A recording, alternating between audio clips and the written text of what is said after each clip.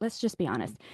Can you imagine if everything was given to you, like literally just handed over to you? What would we even strive for in life? I You mean, wouldn't. we almost have to have contrast, right? And not Yeah. everybody's contrast has to be as dark as maybe mine. And there's others that are much, much darker. As Glennon Doyle says, I love, it's brutal, right? It's both brutal and beautiful. And Yeah. so that's what life is. There's going to be that carrot, right? That maybe it's to go a little faster at something. Maybe it's to add one more thing. Maybe it's to deepen a relationship, maybe whatever it is, but it's going to require work and grit, like you said, and perseverance and the ability to say, I got this despite whatever's coming my way. I'm going to do it Yeah. afraid.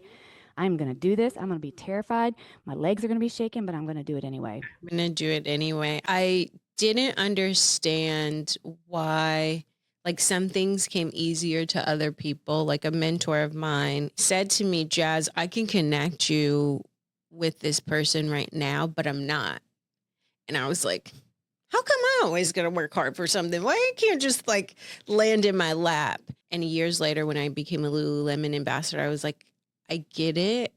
Like, I get why you needed me to work for it and the meaning of it. It always stuck with me like, oh, you worked for that and you're gonna, the work it took to maintain being there, and you'll sustain yourself because we'll pray for things, we'll ask for goals, we'll do all this work, but if you don't level to that version of yourself, you really can't sustain it. In mindset and physical body and spiritual body, it's not going to sustain, it can't stay in your world. So that is one thing of like, it's as you're growing and getting out of your victim story and you really start to build, you understand like it all makes sense. It all aligns and this is helping me. This is exactly what I prayed for.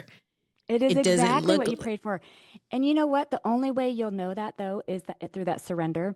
That surrender allows you to be just a tiny bit quiet, to mm, hear, to hear your body, your spirit, your intuition, God tell you, sorry, I know it's going to be hard and afraid, but you're going to do this, right? yeah.